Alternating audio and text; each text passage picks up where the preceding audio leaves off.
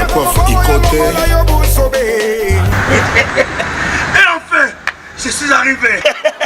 Salon Hugues la coiffe Ikote. Non seulement c'est un salon de coiffure, mais aussi une machine de transformation des hommes et femmes. Regardez-moi comment je suis. Vilain. Mais attendez, 2 minutes. Bogard. Vous allez voir.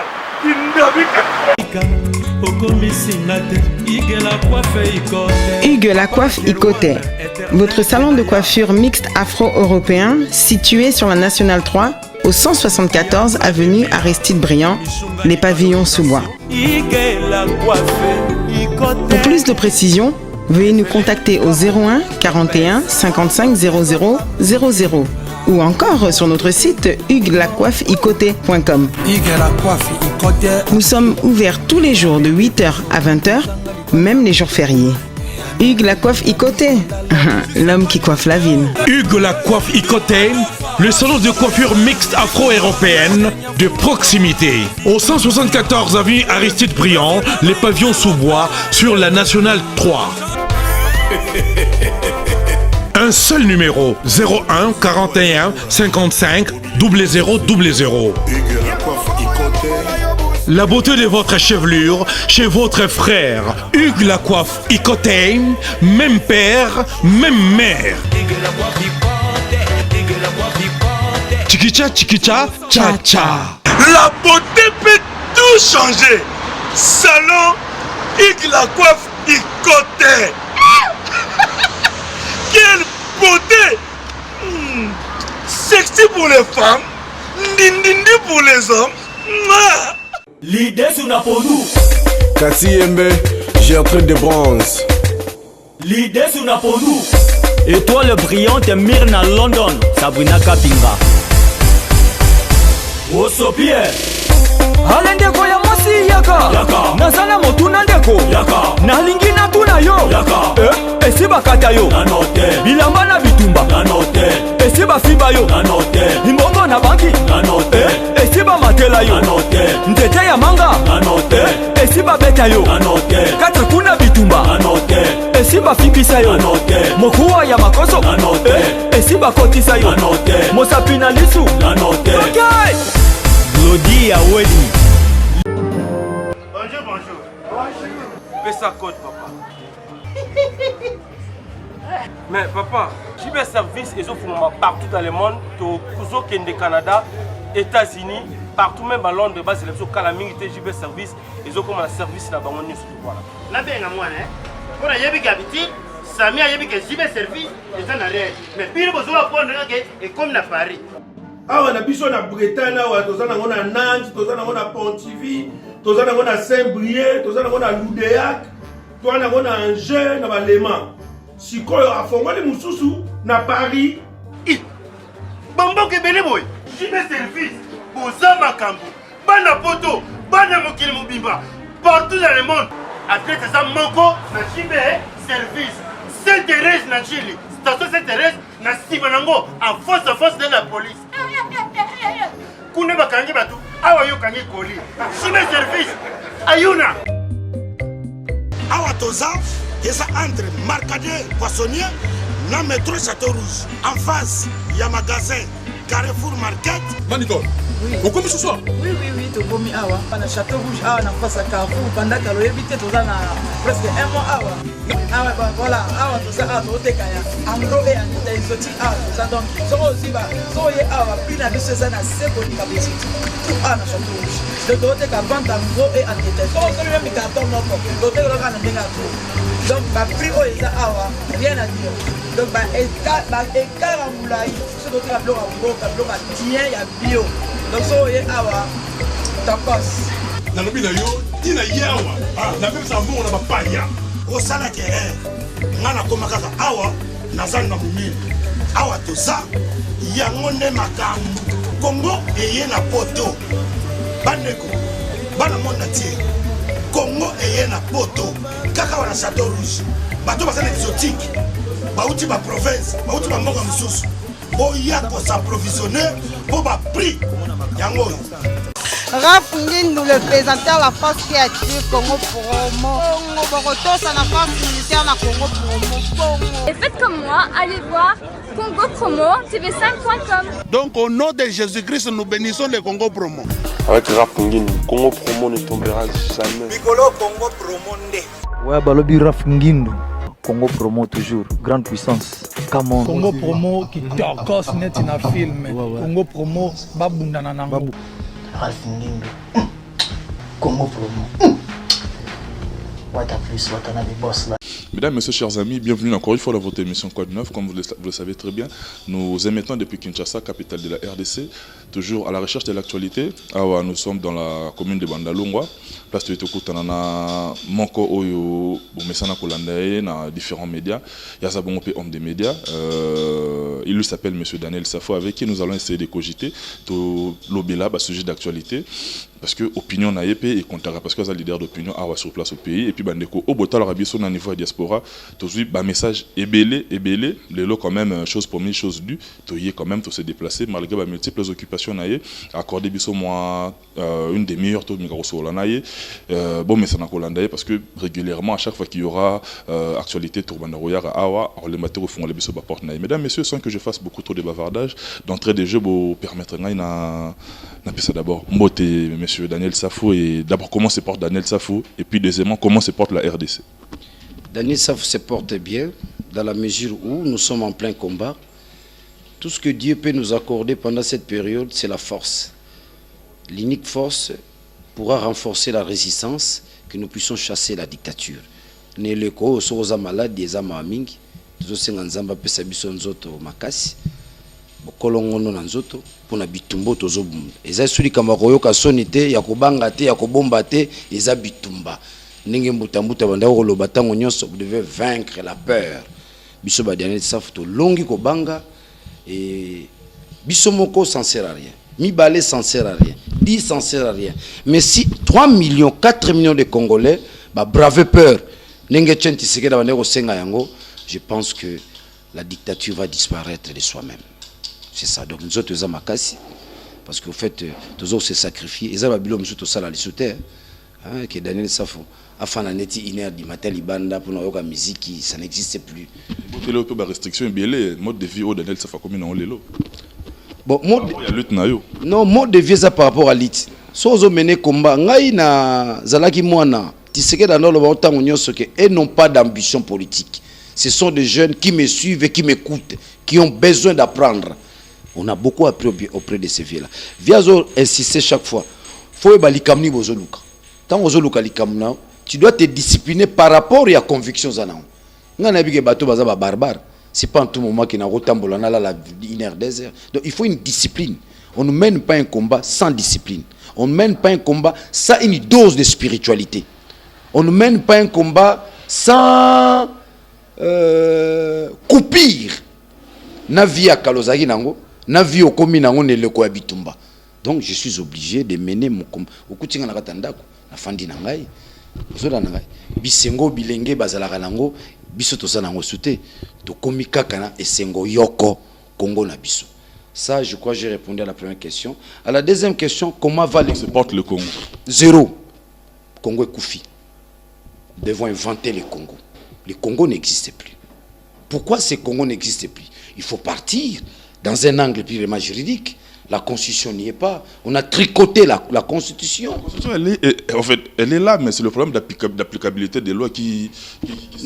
Mais lorsqu'on n'applique pas la constitution, je crois qu'à une simple raison, on peut dire que cette constitution n'existe plus.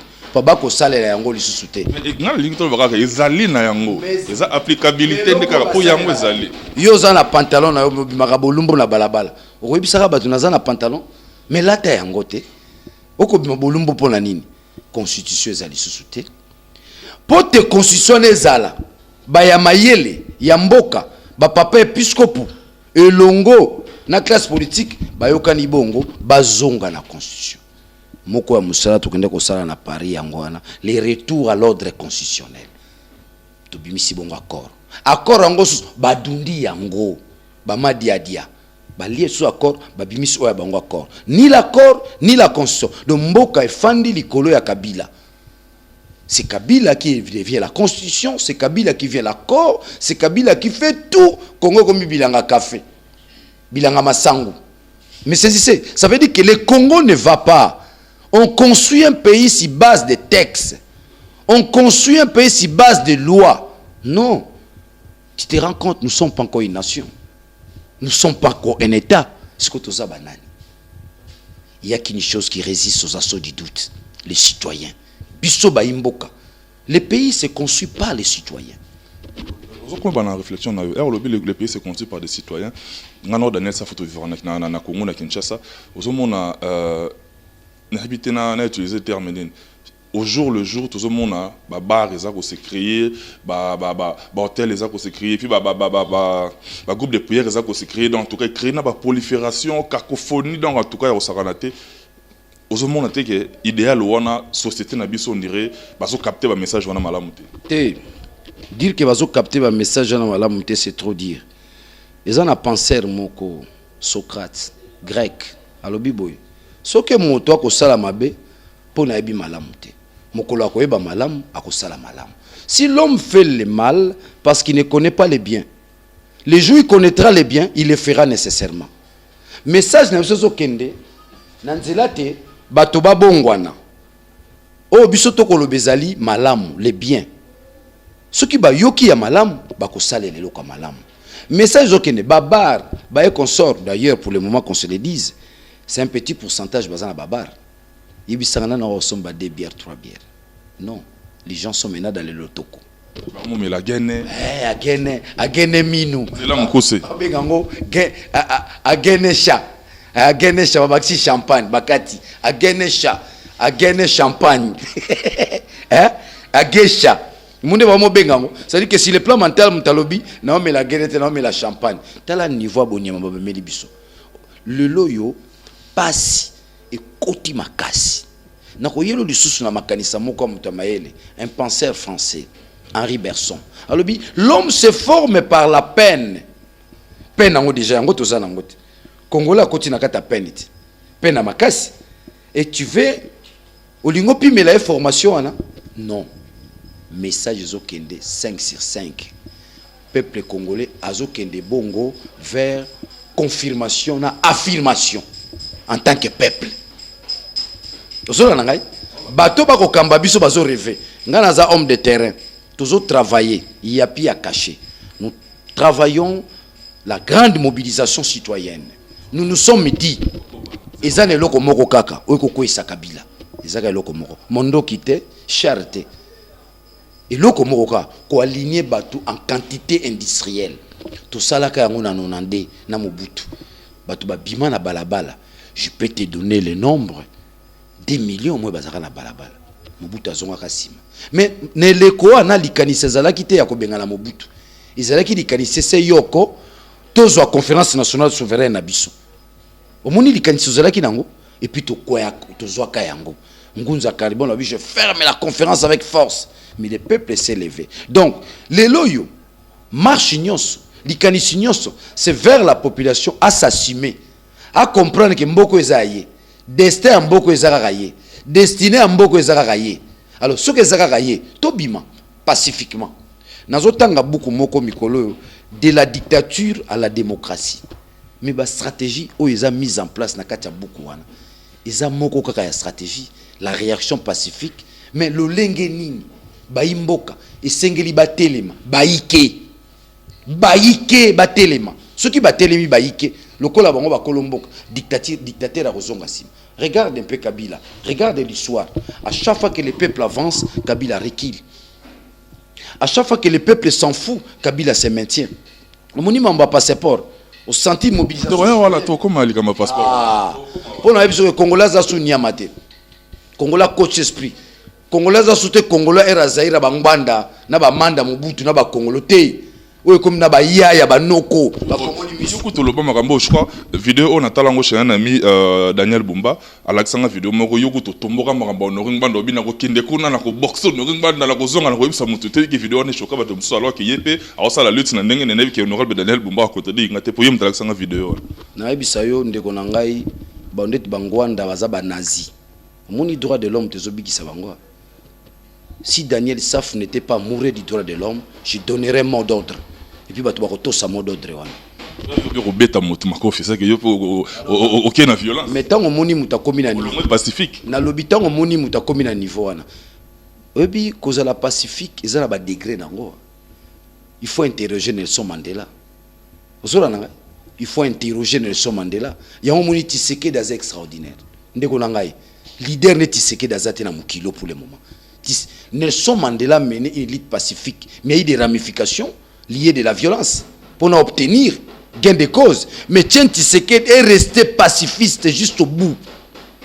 C'est un leader extraordinaire. L'autre zomo a été pour pouvoir en place bolinga bazipae.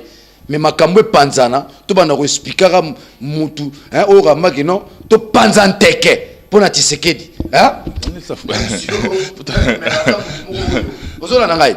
To panzanteke pour na Tshisekedi. Vous comprenez que c'est un leader extraordinaire, vraiment extraordinaire. Donc Ngwanda Leloyo a reçu une mission du pouvoir en place.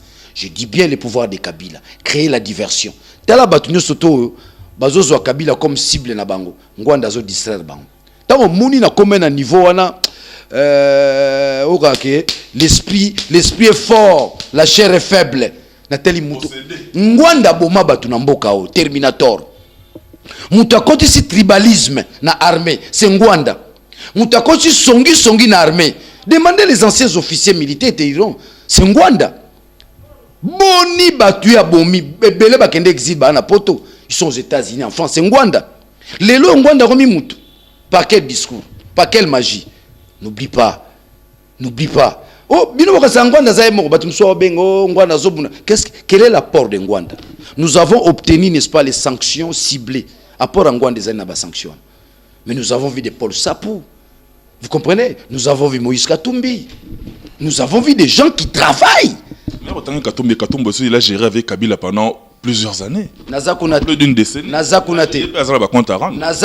Moi, ce qui m'intéresse, tout ce qui s'élève au nom de ce combat, barricader la route, n'est-ce pas, la dictature qui s'installe. Nous sommes d'accord si vous voyez, blanchisserie, Balobi, moto a refanda na roi. Ce qui a tiki roi, yé pas na bino, bobombe malam. Pambata yebilo lengenini makamuni ne legage pa ya roi. Ceux qui roi tindi comme espion. Ceux qui roi tinde comme espion. Bozala ngelete. Te zala ngele. Lelo nde tokombe zala ngele. Tokomi ngele. Omoni micro zo tshela ngai. Nazana ngongele. Na sina etidia kiango. Tango yo na sina etidio. Omoni mwasi na ngata zali. Akola na ngo kotuna nga mituna tokomi ngele. Ozola ngai ne lekoyi mokonzi atindi yo po yeba oya biso yo koyeba biso ne biso za 80 millions. Biso ne to koyeba mokonzi aza mo eteni na bato na ye. Ozola ngai ya biso koyeba ndengeni. Tozana kisensu, tozana bumbu, tozana matadi, tozana kolwezi, tozana katakokombe, tozana manono yo koyeba biso ndengeni. Ozola ngai pona biso to sengi to yeba yo to koyamba o bazo te pa na yo. Bato ba uti pa na ye bokulungwe kuna pona nini? Batwala nga na benga bango bilombe. Baza ba Pierre Lomino ba komi bilombe. Baza bilombe, batiki supu. Batiki supu ya ndakala. Nous devons respecter ces gens-là. Bakoti kapé supu parce que Monique est comme un temps additionnel, ne biso benga na football, temps additionnel, au sali changement au long pour un sous prochain bateau et au salapé na kati. Biso li kamuna biso ya mutazo ki maneta additionnel na bi kamuna biso za. Biso problème na biso zalité, batwala ba longwe sika bazala ki baye.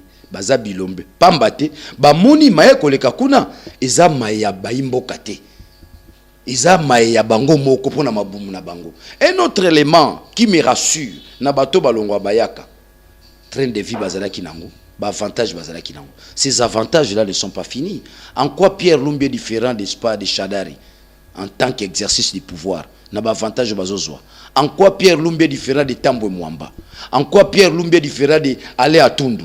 Mais batiki ba avantage wana ba yé et pas ba imboka, ce qu'on appelle la masse populaire. Ba lobité tout ça là qui mabe. Bato wana kuna makanisi na bango eza makanisa malamu te. Biso to yé pas ya binu ba imboka to koba elongo ko benga na bango te. Oko benga na bango pona ni? Po etumbango na tolongi yango te. Po tolonge tumba yango esengi biso tozala baike. Tozala baike yango moni sika na telemela Ngwanda. Nana boya Ngwanda zonga na mboka. Baninga le bazaliate. Ses amis d'hier, Mokolo Apombo, Atundu Liyongo, baninga na eti balia na ye babina na ye sont bien babina na eti balandi bamboso kodi mponga bazonga baninga na ye bango nyonso bazonga bakoma ba ministre bakoma bako ye azonga te pona nini ye ko pasteur asa l'église na poto poto ndima ye asa l'église na poto. Ce sont des gens oyo basakana ki na biso lolenge bazo sakana na biso lelo ndenge mona ngwanda kalati comme peuple congolais toza na mwa naïveté moko wana kobosana te tobosana raté. Il doit toujours avoir ce qu'on appelle devoir de mémoire. Donc on a nazo sala ngwanda babengi yango na lokota français devoir de mémoire. Maye moto asalaka lelo alingo bima meme ngwanda moto mayele bongo mo mtatanga na Israël. Toza makasi pour un rappel historique. Ah yango nde ko sunga mboka rappel historique. Rappel historique. Tshisekedi wa Mulumba ake kotala Mobutu. Tala munene ya mutu. Nga na kokate na lobango tango nyonso. Na kokokate. Ngai Kabila kangaka ngai. Ngai Kabila na uti na prison. Na uti ba prison belé. Mais lelo ba yebisinga Kabila zo bela na ndota na kokate na mutema langa. Na okendete. Mais Tshisekedi Mobutu asalema be ya ndenge nyonso. A humilier ba façon nyonso. Mais mokolo ba yebise Mobutu akomi pombolo. Et bobolo on a jusqu'au grandeur à la kisi grandeur na ye ake kotala Mobutu yo kokate na kokate ndeko na ngai na ko yebisa mote so ngwanda zo bela ndo kende poto ko otala ngwanda na ko finir liso bien akende na kokate. C'est pourquoi je vous dis regardez la grandeur de Tshisekedi ndeko lelo biso to ko lukato incarner papa wana to ko lukato tambola ba repère papa wana eza pasi faut la symbole ya contre la corruption.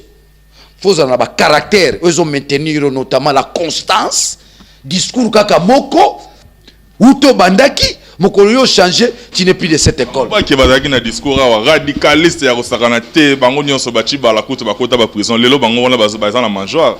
Mais nana bisolo mowa, ba mubaki bachi ba la bando sala. Daniel Safwa une entreprise. Bien qu'il ait le pouvoir et combattre, Daniel d'ici là les journaux répondent à ces travaux. Journal des autres ça. Daniel Saf avait une entreprise. Daniel Saf a okotsa moi mbeya mubaki na chibala bando sala chibala sala. Le consomme te bango kuna bozangi meya bozangi musala. Ils étaient là pour ils travaillaient où? Ils vivaient comment? Facile à corrompre. Mais Daniel Saf, il y a possibilité de résister face à la corruption. 1. Nazana Moussa Nangay. 2. J'ai la diaspora. 3. J'ai la vie de Kinshasa. 4. J'ai des partenaires, des alliés qui aujourd'hui sont prêts à nous accompagner dans ces combats. Vous avez l'angay. Bango le koso ne mtezo bo mamboka o. Ah to muni bakulutu na biso nzela le koso sike mi bango. Na okene mubaki si le koso. Mubaki a résisté afin de compte. Yebaka lika mubaki na sulina o malamu. Directeur à cabinet Kabila Nehemi. Bazamboka mona mubaki. Ye mtakosa eti. On veut faire de toi premier ministre. On dirait so ebiso premier ministre mutap. Tala ngale lo babenga premier ministre na oboya. Daniel Saforoboya. On a composé gouvernement. Mais madame, j'ai parfois des propositions. Kaka m'a proposé dans primature. Mais comme je suis tshisekediste, les caractères prioritaires, il y a comportement nangai, la constance. T'as la moukomote n'a changé de discours. Politique à chaise vide, voilà, c'est un petit monsieur. Les anciens disciples en Gwanda, un homme normal, il ne peut pas faire de Gwanda son guide ni son maître. Aveugle, il conduire bino. Bato tout bana poto, au balandara Gwanda, balimbi sanga sont des semi-intellectuels. Bazana ben suffisance na niveau cerveau. Mutu azama yele ou bien uta Maroko komi poto komo kumsangwanda. Biso bana Kinshasa na botem na Kinshasa na yebi Ngwanda. Kuna bebe ngake Ngwanda de son vrai nom, Vieux Honoré. Vieux Honoré. Honoré Terminator. Ah, Terminator. Soko kena kitambo mona eteni. D'ailleurs, je vous dis, j'en profite à travers ton émission. Nous sommes en train de constituer un dossier judiciaire. Yangwanda. Ndeko je t'envoie batu batanga livre oyo. Baluka yango batapoto. Tout passe sauf le passé. Le passé ne passe pas. C'est ça l'intitulé du livre. Tout passe. Le passé ne passe pas. Si Ngwanda pense que son passé est passé, je le renvoie dans cet ouvrage-là. Tout passe. Le passé ne passe pas. Le passé de Ngwanda ne peut pas passer. Batu bazolanda Ngwanda lelo.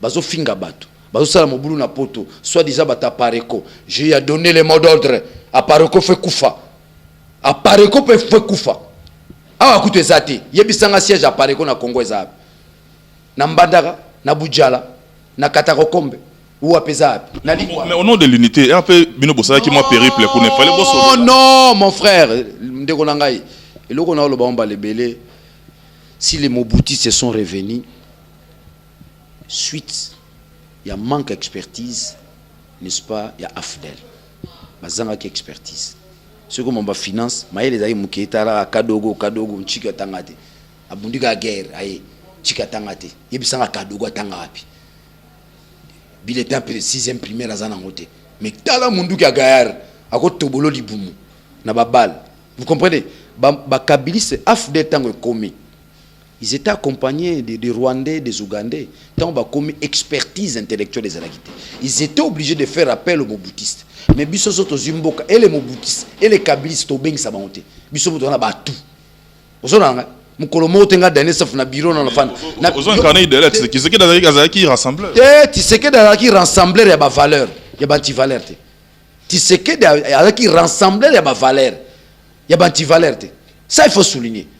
Et si ko tata wana balinga était baboyaye il rassemblait les valeurs. En fait, le combat de Tshisekedi c'est autour des valeurs. Tshisekedi a lutté contre les anti-valeurs. Oh tozomona lelo, ils ont dit sous galop. La notion qui sous-tend le respect des textes en tant que valeur, ça c'est Tshisekedi. Où en sommes-nous? Où en sommes-nous aujourd'hui? Donc, ce que nous avons refusé hier, aujourd'hui ça devient une valeur. Talo Mobutu. Yo mon amboro ba mo fêter sur Mobutu. Tokobo sanayote. Bobo sananité. La tyrannie. Bobo c'est la tyrannie, la dictature. Un homme sanguinaire, le lot comme une valeur. Mobutu Tokobo Sanote. Donc ça nécessite un travail de fond, doublé, n'est-ce pas, du rappel historique. Moutoyeba, ngai tata nanga mtabomaka Mobutu. Ngai mama nanga bakundaka ya bomoi. Ngai papa nanga kufa na AVC babengana ka musala. Il a fait du pays son patrimoine personnel. Il n'était pas différent de Léopold II, mais de l'or comme moto. Mobutu a commis moto, Toboïté. Il avait le souci de construire la nation. Mais Bato Baye, parce qu'ils n'ont pas manifesté ces soucis-là. Donc nous sommes dans la continuité de l'affaire. Tshisekedi a provoqué la rupture. Mérite Neyangwana a provoqué la rupture. Tshisekedi a permis à ce que nous puissions avoir un pacte républicain, notamment sans City. Rappelez-vous, Jean-Pierre Mbemba, Nabata Kabila, ils sont allés signer l'accord de Cascade. Tshisekedi a promis. Les enfants sont allés se récréer. Ils vont revenir ici. Mérite. Et Aboutissa peut-être. Et Aboutissa.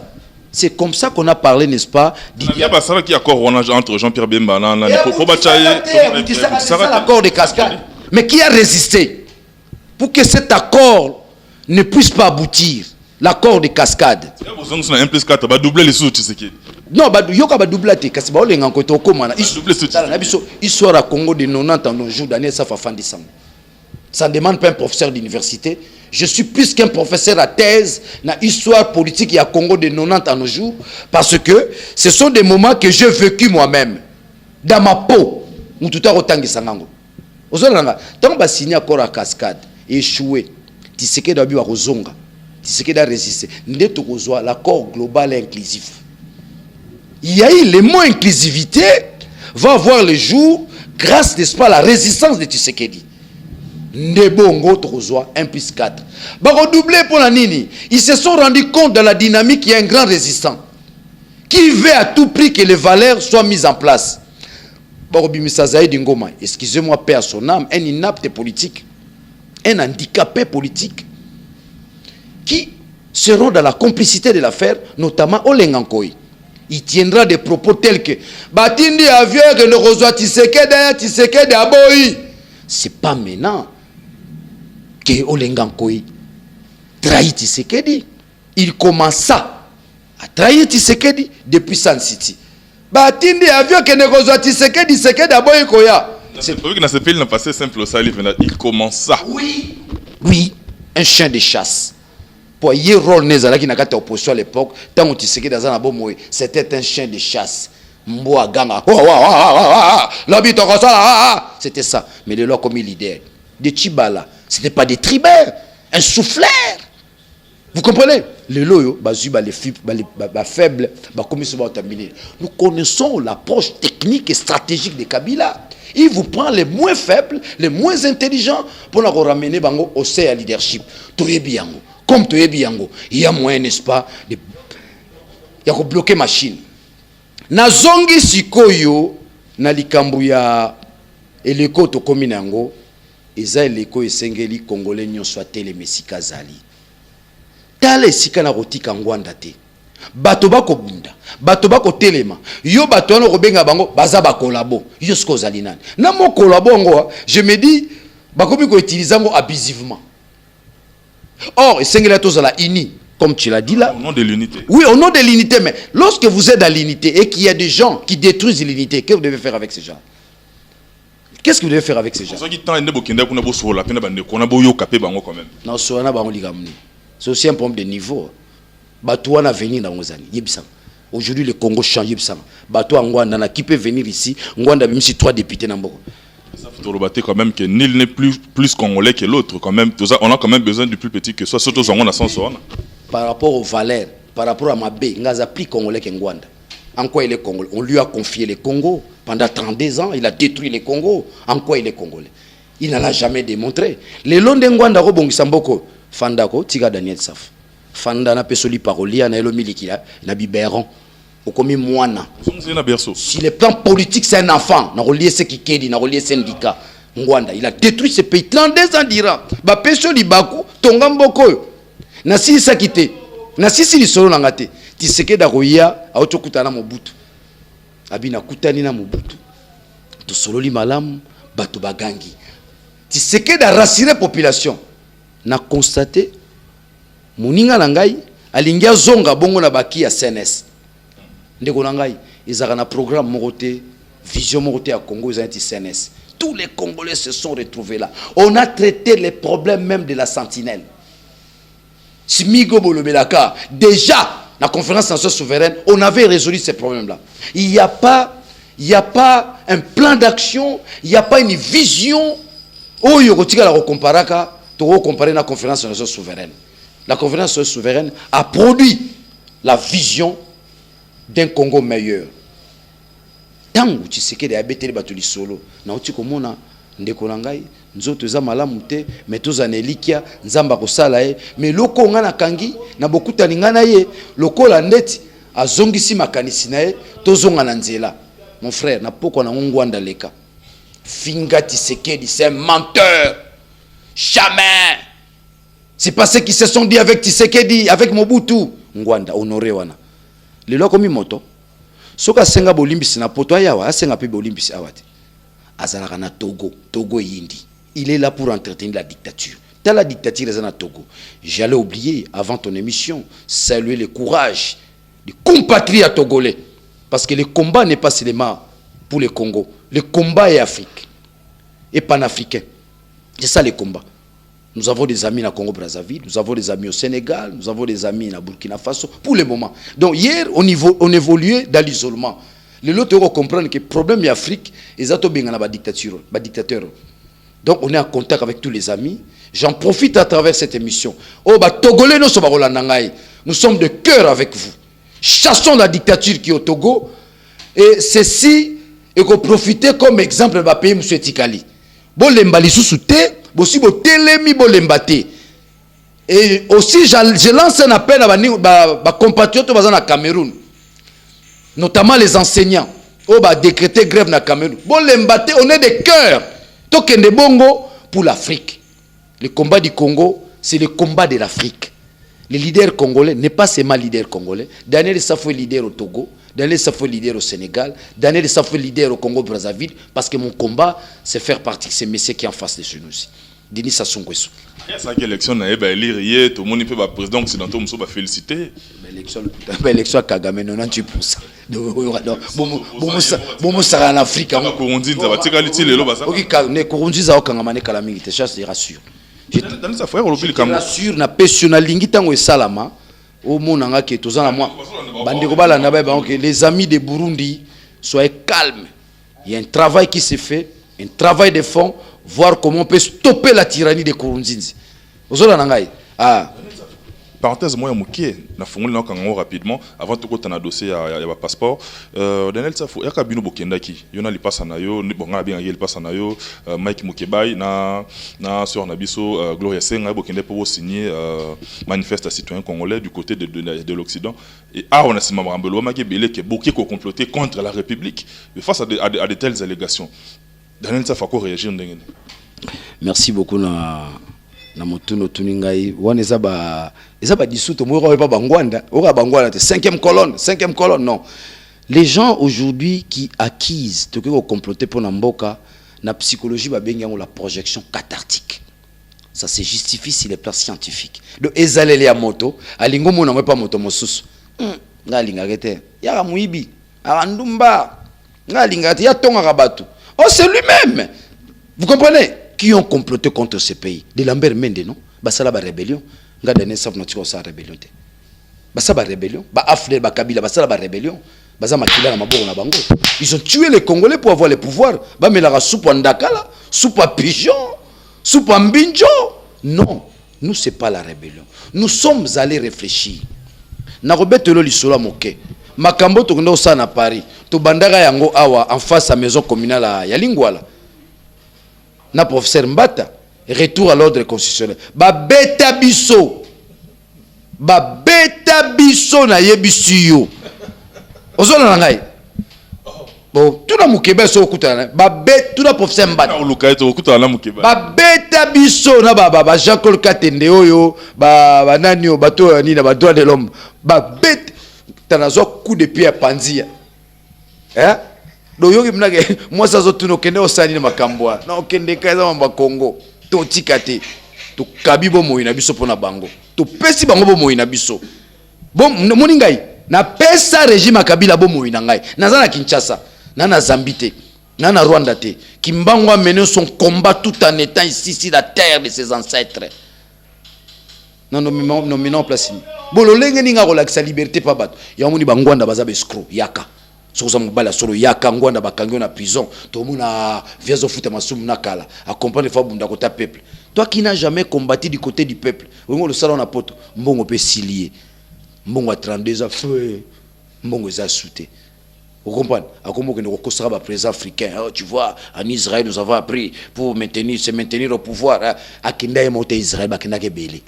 Ndeta zaki aki mungwandi tribaliste na munondi ne atanga mingi baze belé baza na poto basala bakuru na Israël na ye akenda emote to pesa importance to ngwanda ebi renseignement. Nous avons des gens de ces pays qui maîtrisent les renseignements et puis renseignement nga ebitina na ngoni bango wande bakotaka na mboka ceux qui yeba ki renseignement bonga bo stopper bango bokokate. Il écrit dans son livre ya Afdel kokota wana yango yozola ki yango ba discussion yozola ngo 18 sur 20 quand tu veux étudier. Mais oui, parce qu'en fait, Tozaki ba ignorant.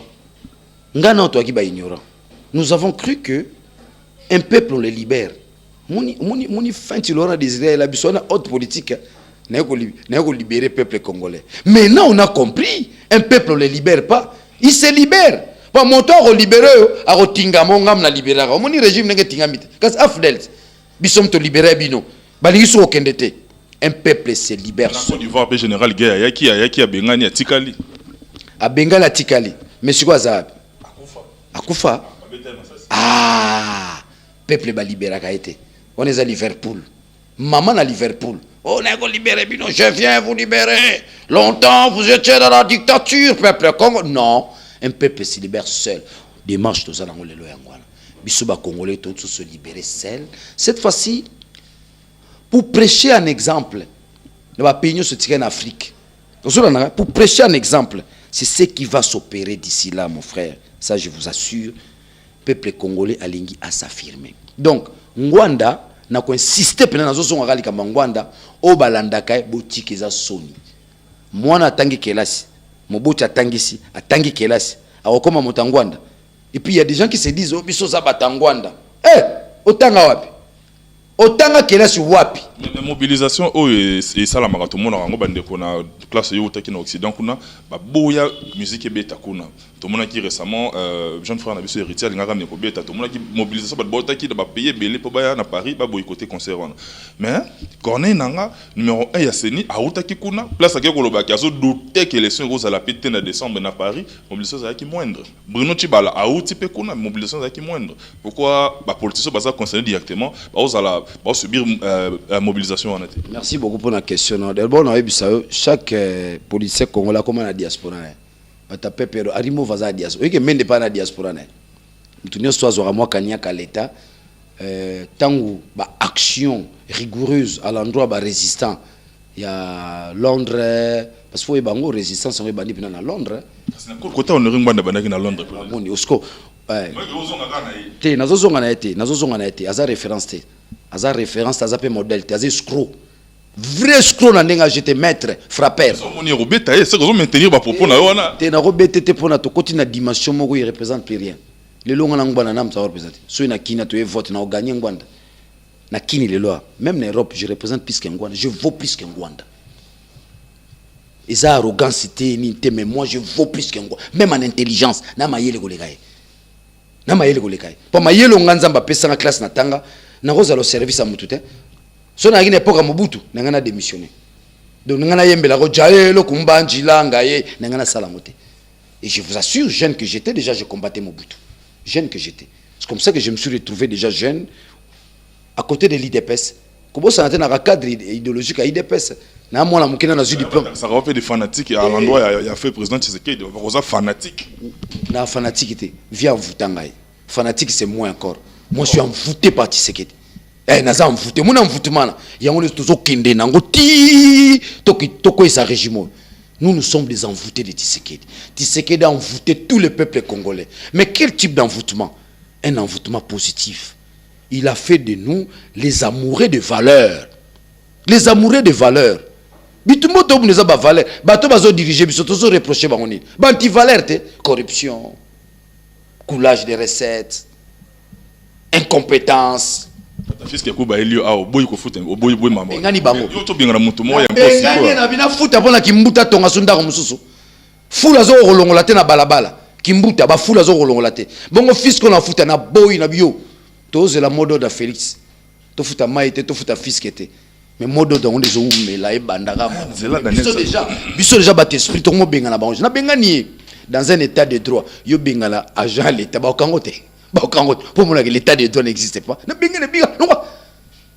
Na peso mbongo na ngai pour na lobby fouleuse na simanda ko na ngai pour na lobby nzeleza la mabulu pour na lobby na yoka asali danse mususu pour yem ta sala badaso vimba di na peso fisque au gouverneur échec eza puissant a réussir ka eloko moko kimbuta réussir ka eloko moko ko telemisa zaiko dis-moi Yosa journaliste, dis-moi si le bilan de Kimbuta, où est-ce qu'il a réussi? A réussi kaka, côté de Misa Zaiko, na mugila gila chaque samedi, et betara. Zaiko betara na nini wana. Alors, ngala que nous futa nini fisque, na refuta te, na refuta lo. Nous sommes des envoûtés de Tshisekedi. Nous sommes la génération de Tshisekedi. Ndeko nangai, René Descartes à lobby, ne faites rien sans consulter les anciens. Là où les anciens ont bien fait, continuez avec ça. Là où ils ont failli apporter quelque chose. Yo osale loko na bomo yo ancien onani. Ngwanda, nga ancien ngati Tshisekedi. Ancien onani Sakombi Nongo. Ancien onani Mobutu, nga ancien ngati Tshisekedi wa Mulumba wa Kabeya Kamwanga Mukongo Ntsoku. Le Mahatma, il a combattu la dictature au cœur. Il y a ba pembeni te. Bongo siko tozana dictature, repère na ngeza nani. Moutou a combattu la dictature. Akena ngoti na suka. Yeba ngoti Tshisekedi a kufa dans l'Holocauste. La mort de Tshisekedi. Les gens le voient dans sa dimension physique. Tshisekedi a kufa. Ngalelo d'année safu. Je suis en train d'exploiter le Tshisekedi dans sa dimension mystique. Aujourd'hui, c'est un communicateur. Vrai communicateur entre les vivants et les morts. Il est là dans cet espace. Comme la dimension métaphysique, au long de la dimension ordinaire. Nasina lombana parce que vieux toro exploiter sous la dimension physique. Il faut exploiter la dimension métaphysique. Parce qu'il a atteint un degré élevé de la piété. Vous comprenez? Donc, Azamoto Amati, c'est un homme ascensionné. Surtout, quand il y a une église, tu sais qu'il y a un ndenge moko. Na noiri ndenge moko. En tout cas, merci Daniel pour ma précision, mais tout le monde qui aime pratiquement vers la fin, mais tout aussi c'était sans pour autant aborder en quelques minutes seulement le Cambodge passeport. D'ici quelques semaines, bazo invalider passeport semi-biométrique. Au moins, une décision et ça inopportune dans la mesure où rentrée scolaire et ça vient dans la condition où on a en tout cas dégradation à tissu socio-économique et ça, à niveau morocco, tu n'as pas expliqué à Wate. Yo moko personnellement, ozo ça l'analyse par rapport à la situation. Analyse des arabes moko. Ngana aucune analyse bato bazo salate. Oba ba casser ba opposant. Bino bo kasaka ba opposant. Bo bino ba opposant bo casser ba monte. Non. Je n'aimerais pas me lancer dans cette analyse naïve. Mboko zamboka bisonyos. Ba mo pesa kabila force mo boza na monte. Force des abisso peuple. À chaque fois, on va sobobimi, on va kangayo, on va enlever yo. Bon, mon PC force, moi, il n'a pas cette force-là. Aujourd'hui, Kabila, c'est un vide. C'est un vide parce qu'il n'a pas le peuple avec lui. Il ne représente plus rien. La force, c'est du côté, n'est-ce pas, de 80 millions d'habitants. Kabila est dans sa singularité. Alors, ce qui est singulier ne peut pas faire peur. Il y a un moni bitumbezali, tout changer, père et changer de côté, c'est changer. On est dans banga siko likamba passeport au eza ko banga ba luka mbongo ya cop na bango passeport za cop na bango ya nini ya majorité présidentielle za cop na bango so lingi to panzanteke panza en quelques minutes panza ko le mama ko panzanteke panza eza cop na bango au moni vice ministre wana qui a initié cette idée, il a droit à 10%. Na personne information beta machine 1 million de Congolais bazo ba passeport il y a 10% angindite koyiba na bango échangea soko landi na ba chiffre mo na passe ba yibité na miso makasi boyata yo mais na biso système ko yibe échangea ba mo yiba na système simandako so boza mayele te ba yibi peuple rotika bango te ke lekate yo mo za jouer au timbeli niveau résistance o moni ba ne ba temeli bango liboso ba no banga bango te ba to banga lisuté ba to banga bango suté s'ils réfléchissent dans les bureaux comment ils peuvent escroquer le peuple congolais peuple comme mayele peuple a télé millions. So bazo résister mon atoko kitana ndambuka ba kitana affaire étrangère yokaki ndambuka mais ba kuku ni ngundete ba biso to kitakite tant to zongo comme récupération to commission ko likamla biso ba olela ozolo nous ramenons Kabila ti na rapport de force les lobbies sont dans le rapport de force les 31 au délicaté c'est l'affirmation la confirmation n'est-ce pas d'un peuple. On a Ebisarabatou chaque fois la réappropriation, n'est-ce pas, du Congo, le dernier paradigme. Et qu'on ratete. Bango contre Mir, Bisoto Zoya. Bako kota na Mir, oto bako limo. Bisoto Zoya, bango contre Mir. Basuki.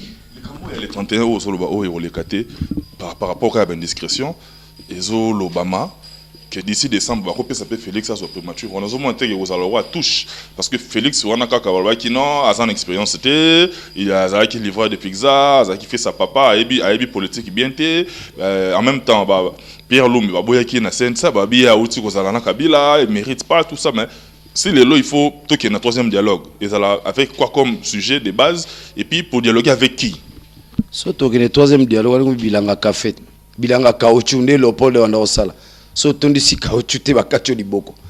Non, le Congo, Zamboka ba dialogue na dialogue. C'est là d'ailleurs le combat de Tshisekedi, le respect des textes, les lois, où sont passées les lois du pays pour beaucoup de dialogue. Parce que quand vous allez dans un dialogue, on suppose a priori, boyokanité dans zela mobeko likunzi, yango bokebongo na dialogue. Mbo combien batu bakenda ba dialogue. Mukoni ngana okende dialogue. Mukoni ba ofanda ba bité Félix te Daniel Saf ntako ma premier ministre. Te Félix aujourd'hui a l'avantage de conduire un grand leadership. Vous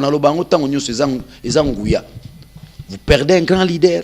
Au lendemain, à perdre un grand leader, vous récupérez le leader. Qui a fabriqué Félix? C'est le peuple congolais. Le peuple congolais a fabriqué rapidement pour qu'il n'y ait pas un vide. Rapidement. Les gens ont réfléchi. Dans une société cassée, où les valeurs morales ne sont pas respectées, pourquoi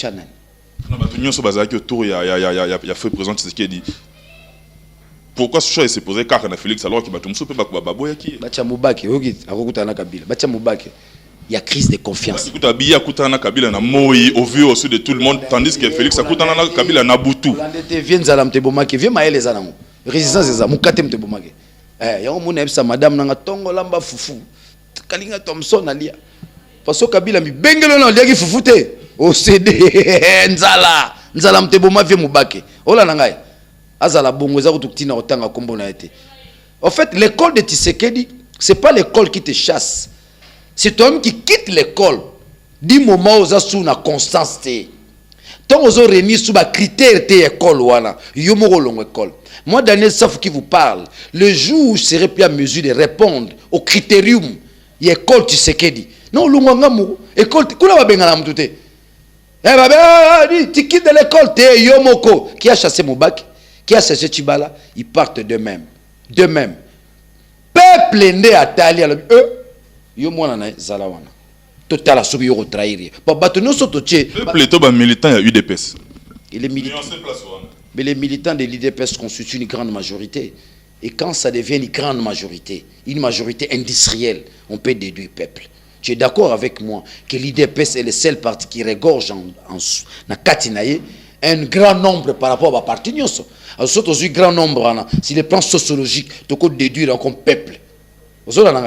Bon, nani PPRD, bazan la minorité à Moukié, ça va tomber pour ma camna bango. Tu peux déduire bango que baba militant pour bazoir l'art. IDPS va ça tomber. IDPS c'est la volonté de puissance, c'est l'amour de la patrie, comme disait Thomas Sankara, la mort ou la patrie.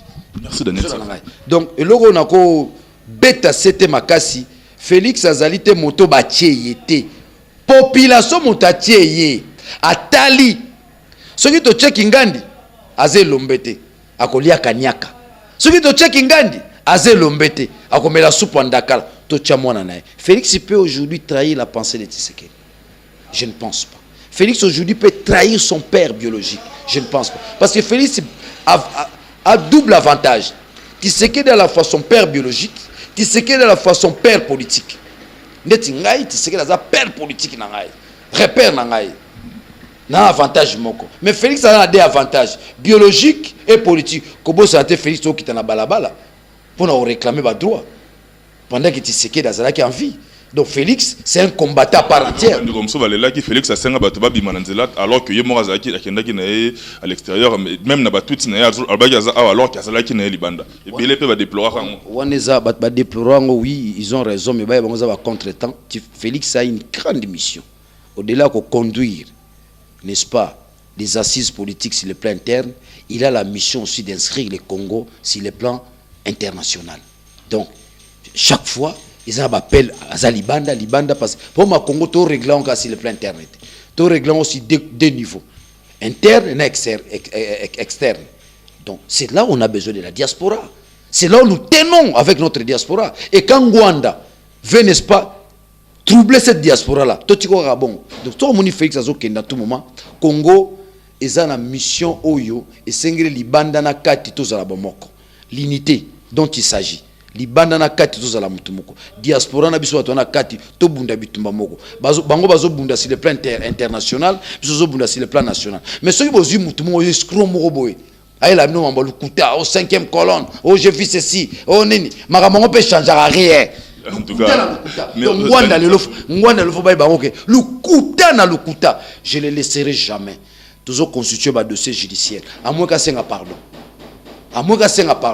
ngane na coopérer jamais na ngwanda na vie na ngesili vie mo benga petit keba na ngwanda akoboma yo na se vie le contraire aussi est possible so ya akoboma ngape na koboma le contraire aussi est possible ngape na ze lombe na mobali. En tout cas biso to rebisa Daniel Safou na cadre wana nous sommes tous congolais na amour ya patrie to pour mingi la paix olé ya pété na violence qui wis pacem parabellum dit la sagesse latine. Qui veut la paix prépare la guerre. Qui wis pas qu'un parabellum. Qui bana latiniste via ça sur la pédagogie. On appelle ça latiniste. On appelle ça kuna. On appelle la télévision. On a son mutueux plutôt. Donc la paix dont il s'agit ici, il ne s'agit pas d'une paix qui vous amène dans les stratosphères. Paix autozo lukezani kureni ba valeur. Parce que tozo lukape, tozo paix shadari yakakuna. Hein? Tozo lukape shadari yakatope ce poste. Na mamba opposition non, les gens aujourd'hui faut to ebake corruption ezobo mabatu. Les gens aujourd'hui faut to ebake nzale ezobo mabatu. Les gens aujourd'hui to ebake batu baza sur la conviction te.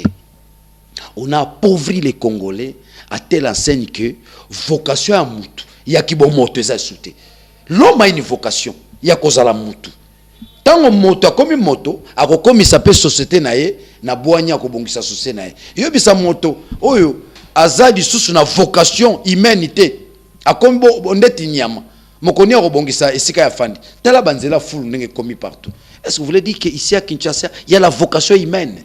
Daniel Tsafou, en tout cas grand merci. Avec Daniel Tsafou, il y a vraiment à boire et à manger. À travers le monde, va retenir en 1 minute. Et parce que à chaque fois que tu étais mabiso, tu le maté ko lukayo. Merci d'abord de la disponibilité nayo, la babité préoccupation mon fungo le biso porte yambi biso. Merci beaucoup de pesio, merci pour nango. Kabona ba landio va retenir ni na passage nayo en 1 minute et puis on a des annonces. Ce que les gens peuvent retenir en 1 minute, ce qui na yambio pour na Congo. Ce que nous faisons aussi, c'est pas pour nos familles ni pour le Congo d'abord. Bato balandinga iba retenir eloko moko. Le Congo n'est pas le Congo de nos ancêtres, c'est le Congo de nos enfants. Attends onyo subakolobaka, le Congo de nos ancêtres bakufa. Tout le monde a bangoli société. Bako brusaka jamais munoko. Ozolana bako liaka jamais lipa. Le Congo c'est la terre de nos enfants. Ceci veut dire quoi? Congo terre de nos enfants, moko moko esika zali atelema ngi. Pour mboka na ye eloko ba wiko kanga eleko tozali ezali bongo eleko to bengi bongo eleko ya mobilisation citoyenne moko moko ba ke Congo ezaye po mokolo to ko beta mbela mokolo ngo ebani le 31 décembre to bima bongo ebele soki to bimi 10 000 ba ko boma biso to bimi 15 000 ba ko tirer biso to bimi 20 000 ba ko kanga biso ba kachi po bango kopi na bongo ezala ka char na munduki mais biso peto sala biso kopite ya biso kope ezali tobi mabaike une quantité industrielle soto bimi 4 millions. Ah maman Olivier mo yebisa Kabila papa bato balingi bisote tika akotika mais tant boko bimaka lokola bo bimwa muke boyoki ta bozongi non cette fois-ci nous mettons des stratégies en place comment contourner tout ce qui peut entraver l'itina bisoto comme ngoti. Objectif na bisoza le 31 résistant abundagana date na bisoza le 31 décembre yango monima kamtota na Paris Kabila esili imene ozola nangai les manifestes du citoyen congolais déterminent des grandes lignes oyo ezola kisate ceux qui to bengani dictateur voilà ce que nous devons faire c'est pourquoi nous disons une transition citoyenne sans Kabila. Ce babi troisième dialogue sans Kabila parce que bato ba dialogue rakaka. Vous comprenez? Mais dialogue en bala oyo pour intérêt à motomoko di bouma motomoko to boya moye. Merci dialogue na bala na yo na bandeko na yo. Voilà to boy. Dialogue to lingi en bala oyo un dialogue sans lui. C'est-à-dire quoi? Ça peut nous inspirer confiance. Aussi longtemps ya kozala wana bako boya rango lisusu. To kokena rater des dialogues à dialogue.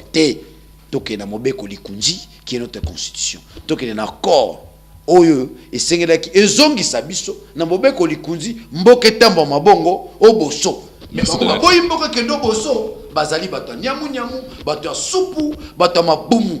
Nous avons besoin de gens qui doivent réfléchir pour le bien du pays. Donc eloko ya kosukis pe ya kokanga bino ba bozali banda bokanga yango biso to pesi bango bomoina biso le 31 ekolekate ya mbala oyo zoba koma rabe maele okosi akokoma maele. Pour le moment nous renforçons l'école de la résistance. Pour le moment nous renforçons l'armée citoyenne. Nous sommes une armée citoyenne où Daniel Issaf est général 3 étoiles. Nous allons conduire les gens jusqu'à l'idéal. Mokolo ana le 31 ngai ndeko na yo nakozala liboso nandimite lokola balobaka babomaka nakozkwaka lisasi mokolo ngo nakozala suna bomoite mais lolendo na ngai nakomona ba Angelou nakufi pour un intérêt général. Merci Daniel Tsafou. Mesdames, Messieurs, on est pratiquement arrivé à la fin de cette émission. Si vous avez aimé, dites merci à celui qui est derrière la caméra, Cédric Bakamana. Merci beaucoup à notre number one, l'autorité morale de notre site Congo pour moi. Lui, c'est M. Rafinguino depuis les États-Unis. En tout cas, bien des bonnes choses. Merci d'abord pour la confiance. Et puis notre cordon, Timothée Serge Piana. Merci également pour la confiance. Notre numéro est affiché. Remarque, suggestion, en tout cas, soutien, vous allez bienvenue. Puis le commune Asuka. Tout le monde très prochainement dans un nouveau numéro avec un nouvel invité, surtout avec le même enthousiasme. D'ici là, portez-vous bien. Bye.